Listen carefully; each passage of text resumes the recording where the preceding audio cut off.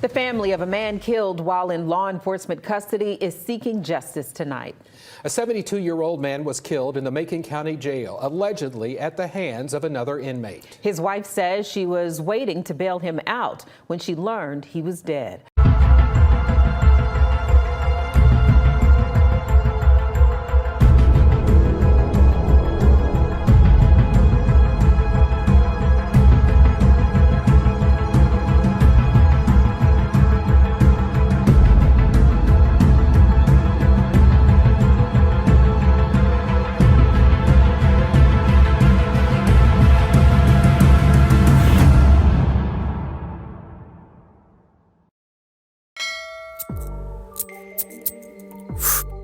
DC The Voice, Alabama Prisoner Profiles. What's going on with y'all, man? Make sure y'all like, sub, share, comment on the video, donate to the channel's Cash App and PayPal platform if you feeling generous, man.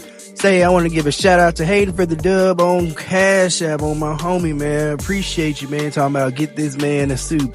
Hey, that man tattooing now. I'm finna tell this nigga to send me some money the next time he call me and he talking about. Now, shout out to the couple fans I met at the Classic this past weekend. Y'all were cool as hell. Thank God y'all was cool. Make sure y'all be cool. You know what I'm saying? You recognize this voice in public, man. Shout out to the YNs I met that, I let hit the blunt, man. It was crazy. I could see one stuck his nose up in the air like a little wolf or a dog or some shit. Moseyed over there. Say, man, fuck that shit, man. What that is you smoking on? Let me hit that. Let him hit it. Here come two more of his friends. They were cool. 18-year-olds right out of town. College kids. Shout out y'all, man. Now today, we have a widow demanding justice after her elderly husband was unalived in the Macon County Jail. Let's hop right into that right now. A Macon County woman wants answers 6 days after her husband was beaten to death in the Macon County Jail in Tuskegee, a tragedy that took place while she was waiting to post his bond. John Reed, 72, a father and military veteran, died October 22nd. Daniel Pollard III, 24, of Tuskegee, is charged with murder. On Monday morning, Regine Reed recounted what she said she knows about the brutal ending to her husband's life and her questions about how it happened. Reed, joined by other relatives and her pastor, spoke at the office of Montgomery attorney Chuck James, who is seeking information from authorities and anyone else with information on behalf of the family. Quote, "I want to know how they let that happen," unquote, Regine said. Quote, "It just doesn't make any sense. Somebody had to be watching. Who was there to stop it? Was anybody there to stop it?" Pollard has been charged with intentional murder. An arrest document said Pollard caused Reed's death by hitting and kicking him in the head.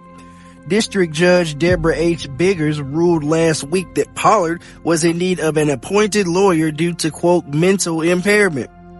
Oh shit, 5150. Pollard's attorney, Jennifer Joyce Tompkins, could not immediately be reached for comment on Monday. Biggers scheduled a preliminary hearing on December 4th. Court records show that Pollard pleaded guilty to attempted murder in Macon County in March 2022. He received a 20-year split sentence with 5 years to serve in the Alabama Department of Corrections. It was not immediately clear why he was still in the Macon County Jail last week. Regine Reed said she got a call last Monday night, October 21st, from a friend to tell her that her husband had been arrested. She called the jail and was told he was there on a DUI and she could pick him up Tuesday morning. Quote, "I'm at home. John calls me at 8 o'clock in the morning and says, 'You can come get me. My bond is $285, Regine said. Regine said, and her husband's mother, Arzenelle Reed, who lives with the couple, went to pick up Reed. Quote, "So me and his mom get there about 8:45 a.m., Regine said. Quote, "They told me I had to wait for the bondsman," unquote. She waited in the car for about an hour, then went in to check again. She was told the bondsman still had not arrived, so she returned to her car to wait with Reed's mother, who is 94 years old. At about 10:30 a.m., Regine said it became clear there was an emergency at the jail with the arrival of an ambulance, fire truck, and police cars. Quote, "So people are running around Like really crazy, Regine says. I'm sitting in my car. I don't think it's nothing that affects me. So I'm looking around, watching all the action going on. Regine went back inside to check for the bondsman a third time and is told by the Macon County Sheriff Andre Brunson that he wanted to talk to her. Quote, he says, Ms. Reed, I have bad news. Your husband was in a fight with another inmate and he succumbed to his injury, unquote. Regine said, I said, what are you saying? What you mean he succumbed to his injuries? What are you telling me? Regine said she knew what the sheriff meant by succumb, but wanted him to say it plainly. She said Brunson told her that emergency workers tried to save her husband, but could not. Brunson could not be reached for comment for this story. John Reed's health problems raises more questions about why he was not protected in the jail, Regine said. He walked with the cane and used oxygen all the time for chronic COPD. Regine said she remained at the jail until about 3 o'clock last Tuesday, demanding to see her husband but was not allowed to. Finally, she said family members got her to go home. Regine later learned her husband's body was taken to the Department of Forensic Sciences for an autopsy. It is now at Burton's funeral home in Tuskegee. Regine still has not seen her husband's remains. God damn.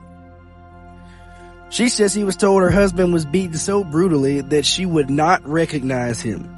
But she said she would recognize him no matter how badly he was disfigured, right? This man is 70. Them folk been married probably 30, 40 years. Quote, Saturday, I had to take a photo of him down to Burton so they could reconstruct his face as closely as possible to make it look like him, Regine said. God damn. A comedian and sharp dresser. Regine Reed said she and John had been together about 16 years. Oh, okay. They lived in Michigan for 7 years and returned to Alabama to care for his sick mother. On Monday, Regine wore a t-shirt bearing a photo of John wearing a suit, hat, bow tie, and big smile while holding his walking cane. Quote, he's got a closet full of suits, Regine said. He's got shoes to match everything, every suit, and when he wears jogging suits, he's got sneakers to match that. If he wears a short set, he's got sandals to match that. Of course, Unc does. Of course, Unc was sharp, right? As y'all can see from the thumbnail. Regine said the photo on the shirt was taken at the wedding of Reed's son about 2 years ago. Reed's son is an engineer, and his daughter is an aircraft mechanic at the Atlanta airport, Regine said. Quote, John was a comedian, Regine said. He kept you laughing all the time, even when mad at him. He could find something to say to make you laugh when I get mad. So you can't stay mad at him for long. Chuck James, the lawyer for the Reed family, said he is awaiting information from the Macon County Sheriff, Alabama Law Enforcement Agency, and SBI. James called Reed's death an utter, cataclysmic, abysmal breakdown of all the systems in one place, unquote. Hey, you motherfuckers that, man, you sound like, well, why don't y'all try to read them motherfucking words without fucking it up? My homie. And wants to know more about how it happened. Quote, how long were they in there, James said. How long were they unsupervised? Were there other guards? Was help called? Is there videotape surveillance of it? Is there videotape surveillance of Mr. Reed being pulled over? Is there videotape surveillance of picking up Mr. Pollard? Quote, what did other inmates witness? What did other law enforcement officials working there at the jail witness? These are the sort of answers that I'd like to be able to give this family. That's why we're starting this fact-finding mission, unquote. James also encouraged anyone with knowledge about what happened to call his office at the Serious Injury Law Group. Regine Reed said her husband's memorial service is scheduled for November 9th at the Jubilee Christian Fellowship International in Tuskegee. She said could not be held at her church because the expected crowd would be too large. Several hundred people, she expects. Quote, I want justice, Ms. Reed said. Until we get justice, I'm going to be really irritated, and I don't mean money-wise. I mean justice. Macon County needs to be held accountable. There needs to be some accountability taken for this. It needs to be publicly known that this is out of order. It was senseless. I went into the jail and asked, could I get him? And they said, we're waiting for the bondsman. Go back in there. And they tell me, please go have a seat, ma'am. We're having a crisis. He can't walk. How was he in a fight? So that's not true. It couldn't have been a fight. He said, I'm sorry to tell you, he didn't make it. I'm just devastated. I'm totally devastated. Somebody got to give me some. It has to be something done. This is not for real. This is not how the justice system works. And there y'all have it, man. Let me know what y'all think about this in the comment section, man. A shit ton to unpack, right? Condolences to Mr. and Mrs. Reed and their family. Hopefully they get some answers and justice they're seeking, right? Bro was a military vet. It said he booked for a DUI, and if Pollard really is mentally ill, I can definitely see them having words in the cell. Like maybe dude was on some, you young punks don't know nothing. I was in Vietnam.